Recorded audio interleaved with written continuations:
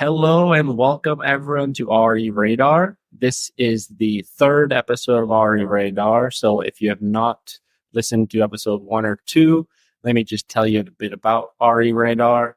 I made this podcast to be kind of the one-stop shop for anyone, whether you're a buyer, seller, or just like a real estate investor, or someone just interested in real estate itself. I've made this podcast to be that educational tool for you and a resource for you guys to use. And one of the things I said I'd be doing is as a resource, I'd bring on other real estate industry professionals. And that is what I've done today, as I'm joined by the lovely Lura Noyes. Thanks for having me, Nathan. I'm excited to be here. Of course. And so Lura is at John L. Scott as well. She's at the same office as me here in West Seattle. Lura is in her 4th year of real estate. She's been a part of over 50 transactions. And today, her and I are just going to be talking about a few misconceptions that kind of get put on realtors and kind of things that people don't understand about what we do as real estate brokers. Because at least in my opinion, I don't know about you, but I feel like if you were to just stop someone on the street and be like, what does a real estate broker do? They'd be like, You drive around Yeah. houses. yeah, they probably wouldn't be able to tell the half of what we do. And so I want to bring this guest here, Lura, as another realtor and be able to kind of shed some light on what we do and what our job is. So first thing here that we'll talk about is the misconception about how realtors make a bunch of money. How we do just no work really. We don't do much for you guys, for you clients, but we just rake in a bunch of money and it's easy. What do you say to that? I would say that it's possible to make a boatload of money in real estate. But on average, I've seen varying reports that the average real estate agent across the country makes anywhere between 48 and 100K a year. Yeah, 100K sounds like a pretty decent amount of money. I think in most states, in Seattle, it's still a little tight on a living wage. But yeah, I don't think it's hard to do real estate. Anyone can do it, but there is a lot to learn. For some context on, let's say someone makes $100,000 in real estate in commissions. A lot of people don't realize that we have commission splits with our offices, which again, all of this varies, but let's say for the commission split, you pay $25,000 to get 100% of your commissions. You're paying $25,000 a year. That's already putting it at $75,000. Then you put 30% towards taxes because as a real estate agent, we are independent contractors. We have to pay self-employment tax, which is Social Security and Medicaid, and income tax. So we're paying a lot more taxes than anyone who's a W-2 9-to-5 employee. Right there, you're cutting the $100,000 income in half, more than that. And that doesn't even include other things like health insurance if you don't have a spouse or a parent whose insurance you can be on. It doesn't cover all of our self-marketing, our listing marketing. If we have a listing, we pay for the photography. We pay for all of these things. We have to buy our own signs. We have to pay for all of our gas, driving around, working with buyers. We have dues. We have our realtor association dues. And that is steep right there. Yeah, that's like closer to $1,000 a year. I think it was like 880, maybe, something like that. Yeah, they're pretty high. Yeah, and that's just one of those dudes. Exactly. Then we have our local multiple listing service that we have to pay. We have to pay for our super boxes to access the listings. Desk fees. Yeah, we've got our desk fees. That's just some of the expenses that we have. So, $100,000 sounds great, but there's a lot. It's just a matter of the fees, essentially, I think, are a big point that the common person doesn't know. Because that's something you only really realize when you get into the business, with how much marketing fees you have to do, all the back end work that doesn't get realized by the clients or by other people who aren't involved in the real estate industry. I think that's what it really comes down to. Just getting that idea out there to people that real estate brokers do a lot on their own. Like, they have to come up with a lot of money to help with your listings, to help buyer brokers with, like you said, the gas and just all those fees. Yeah. And we put in all the work and have to wait to get paid till everything closes. Yeah. We kind of do that. The front load, we work, and then we don't see the reward until the very end. Yeah. It can be months and months and months, if not longer. And I would say that it's not easy to be a real estate agent, but again, anyone can do it. Yeah.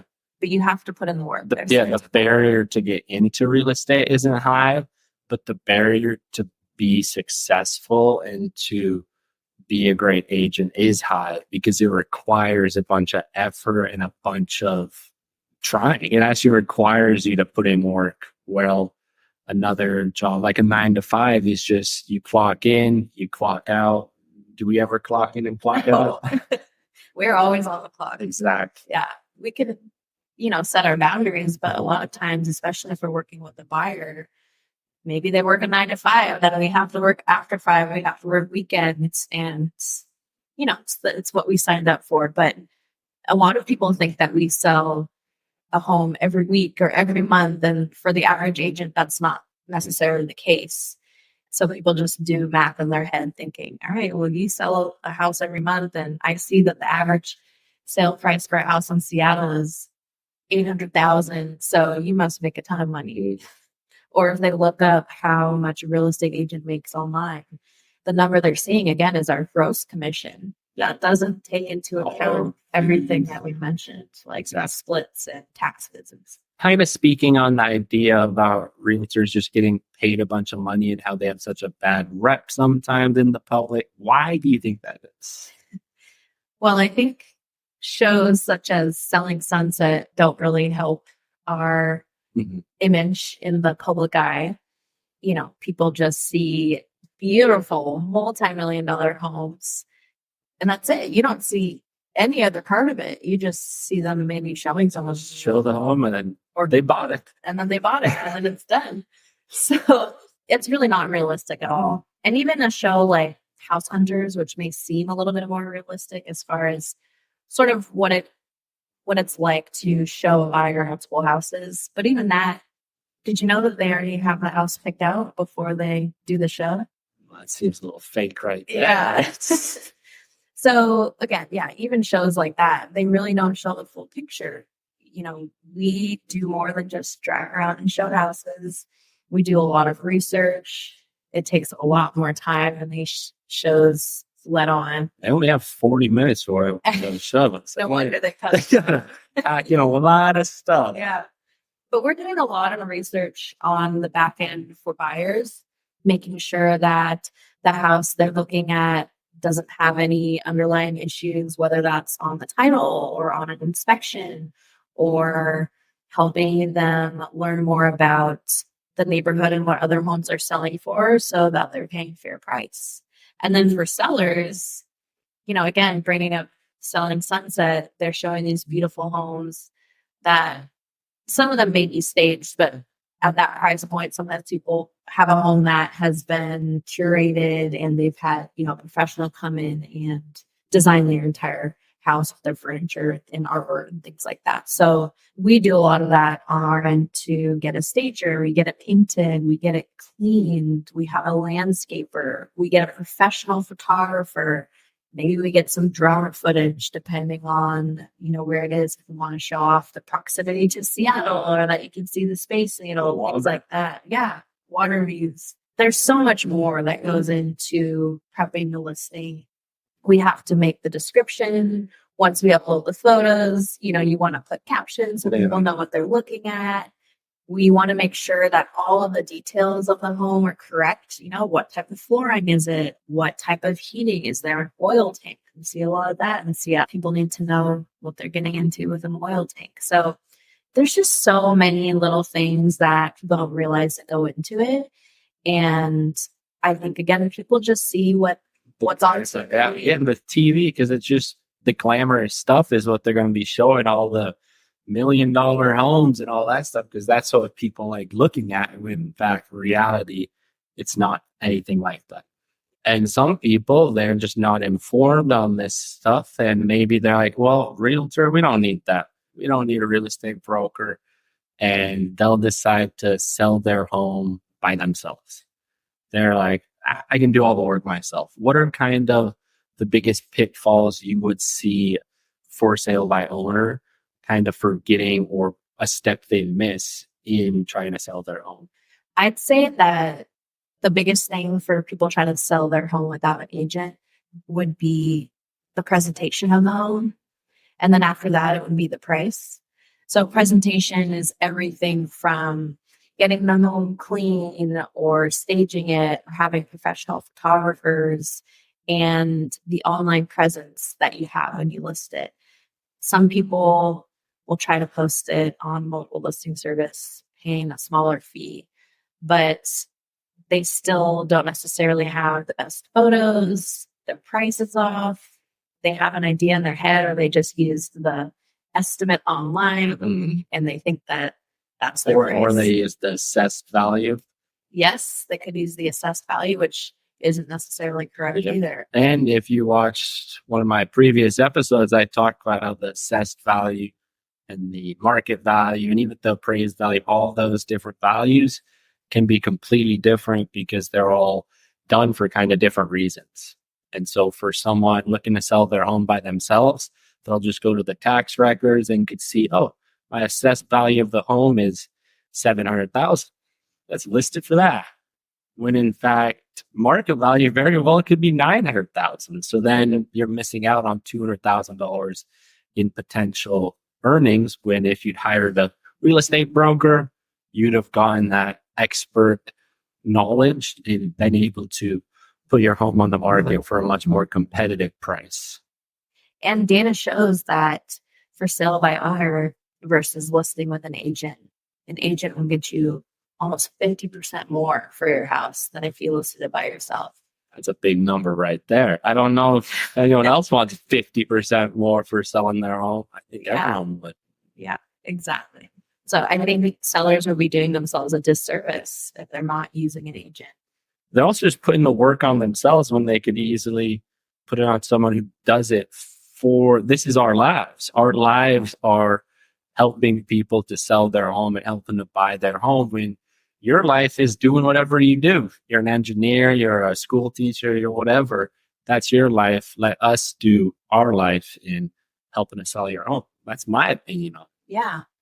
And they wouldn't know how to necessarily do all the contracts as well. Yeah, the contracts are a huge part. There's so many forms, and so much legal things that we have to deal with to make sure everything goes smoothly and legally. Yeah, exactly.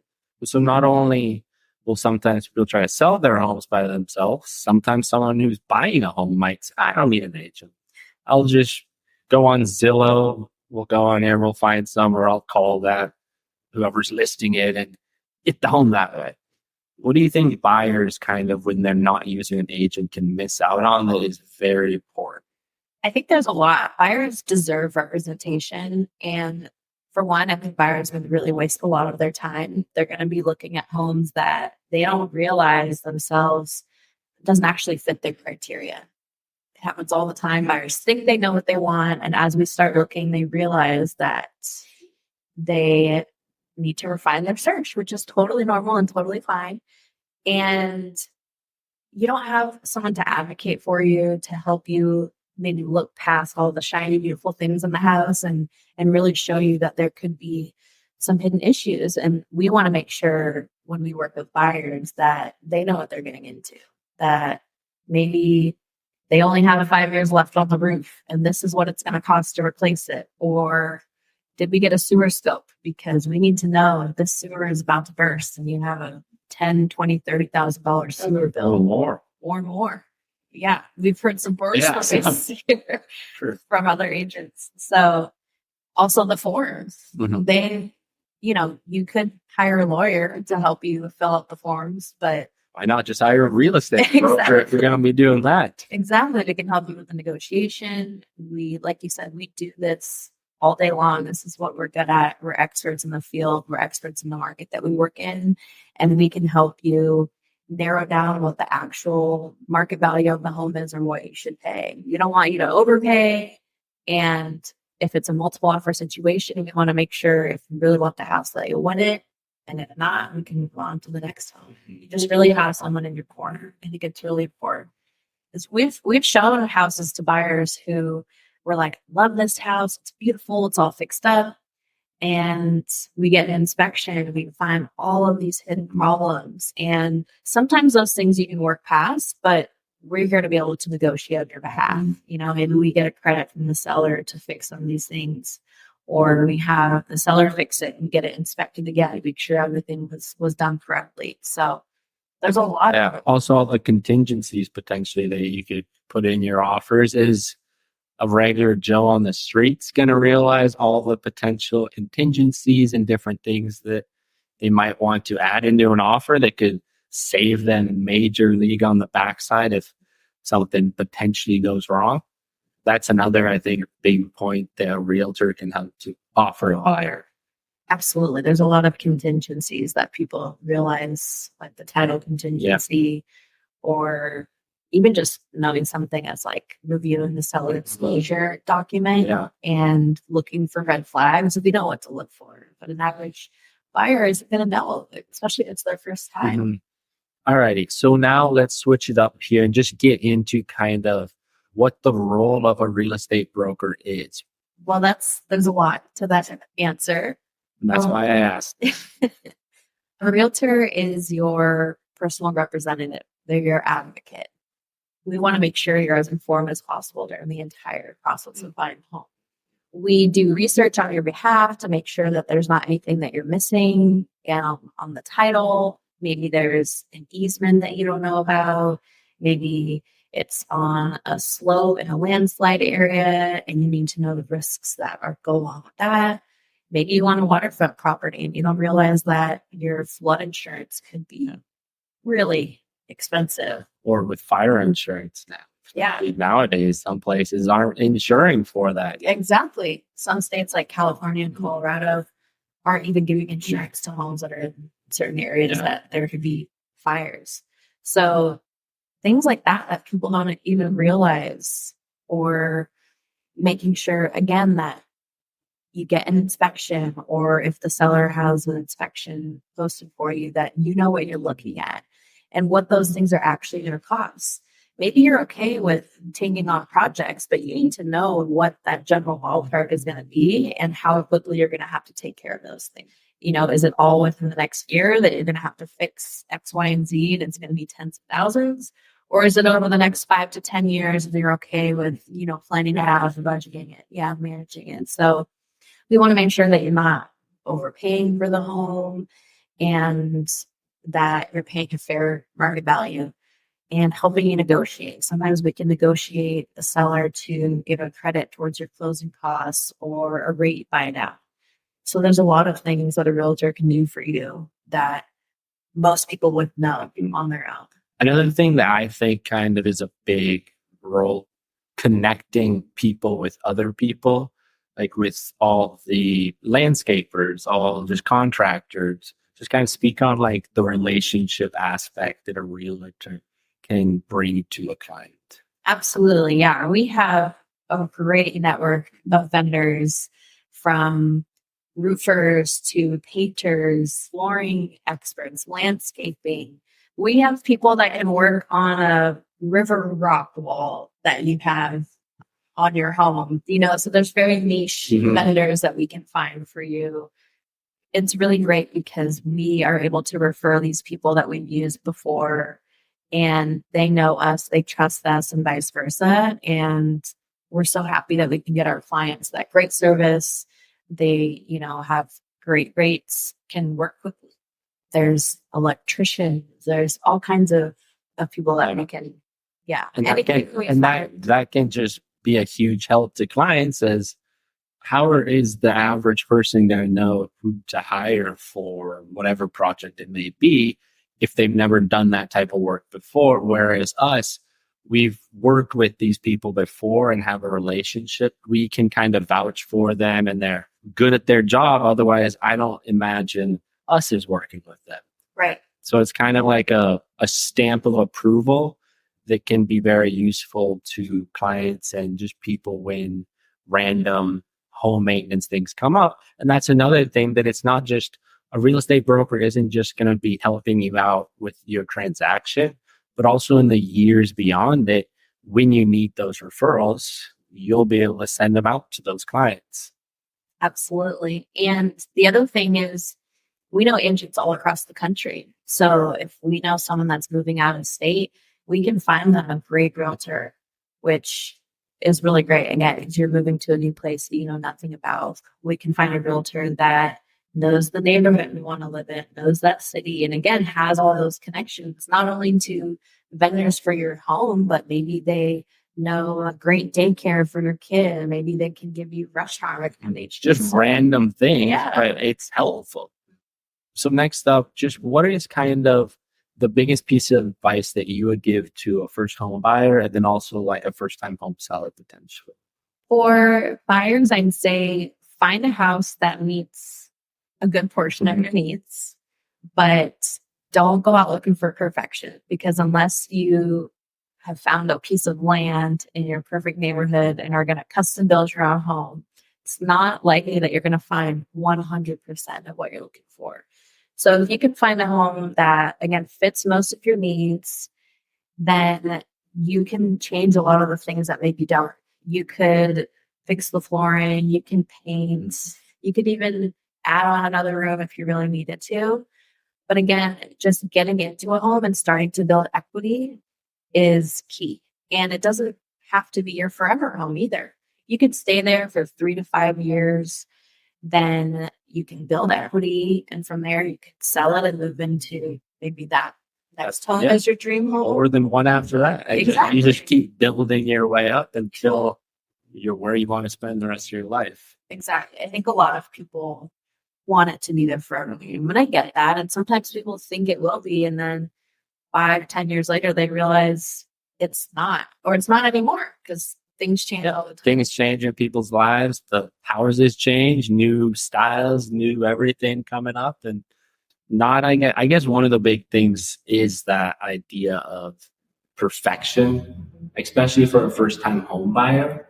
Perfection is hard to come by, especially in the market of Seattle that we're at, which is a very competitive, high priced home. So for first time home buyers, it can be hard to jump right into the market and get that dream home. Yeah.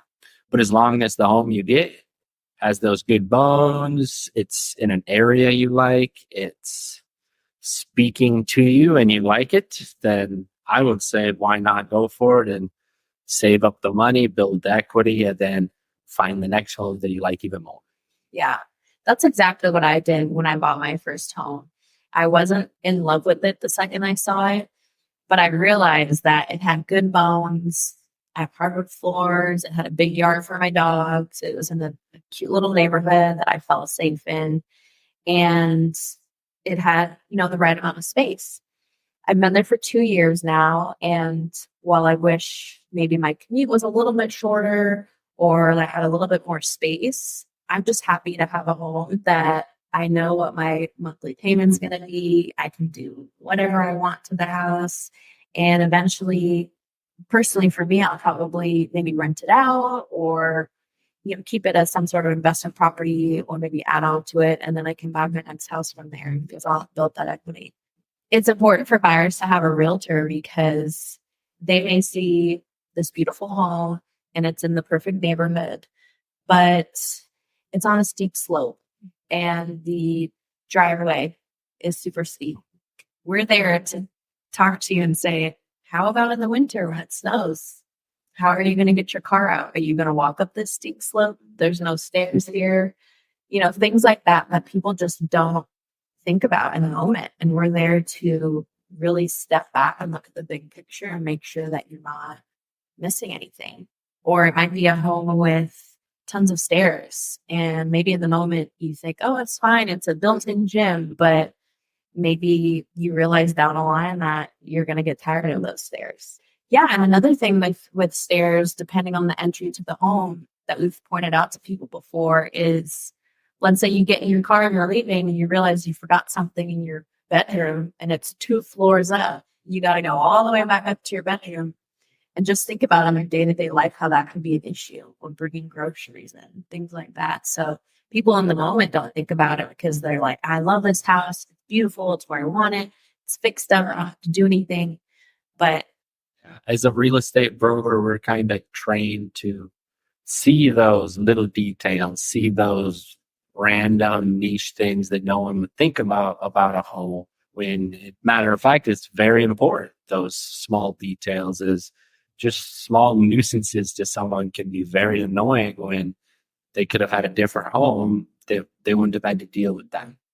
And even as a home buyer myself, when I was buying my house 2 years ago, even though I was already a realtor, I worked with a realtor from our office to help me because, your emotions get into play. At that point, it was a very hot market. Interest rates were low. There was multiple offer situations for any house and every house. And I'm ready to give up everything, waive the inspection, give them all my money. And so having a realtor refocuses you and helps you set some boundaries and make sure that you're not making a mistake, because these purchases are usually the biggest purchase anyone will ever make. Until your next one. Until your next one, exactly. So for sellers, I would say that they need to prepare their home for the market. So painting, landscaping. If you have old dirty carpet, let's replace that carpet, or maybe it can be cleaned and you can get it stretched and it'll look brand new. We've done that before too. And just really preparing it for people to see it and see all the potential that it has. And staging is a great way to do that as well. So it's really important. People talk all the time about first impressions, and that's where the landscaping comes in, the painting, and the staging helps people realize how they can see themselves living in the home. So those are the top things I would say a seller needs to do to get their home ready for the market. Yep, those are all great points. What I see and what I've mentioned before here on RE Radar is when you're selling your home, you want it to be in almost a better condition than when you were living in it. You want that home to be in that as good as possible condition because you want that best light to be shining on your home, as that's going to attract the most buyers. That's going to be most likely to make it sell for that higher price that you want. And those are things that you'll most likely get your money back on too. Mm-hmm. You'll see that return on investment. And, adding a pool isn't, going to get you your money back. And, there's things like that people think, or do I need to renovate the whole kitchen? Maybe you don't need to renovate the kitchen. Maybe you just replace the flooring, or just paint the cabinets, or just get a new countertop. Just a few small touches, refresh it a bit, make it look almost brand new, but it's simply just small detail work that you did that can make a big impact, because overall it can shine that home in a better light. Alrighty, so now it looks like we've got time for just about one more question, and we're just going to wrap it up here with, why did you become a realtor? That's a great question, Nathan. I love to answer that. I became a realtor because I love to help people realize their potential. I used to be a manager and a leader for over a decade. And in that realm, it was a lot more about helping people realize their potential in a professional setting, like maybe what their future job would be or the role they play there. And as a realtor, I love helping people realize their potential when it comes to owning a home and the potential that their home has. So personally, I didn't know that I could afford a home as quickly as I did until I spoke to a lender and realized that I could, in fact, buy a house.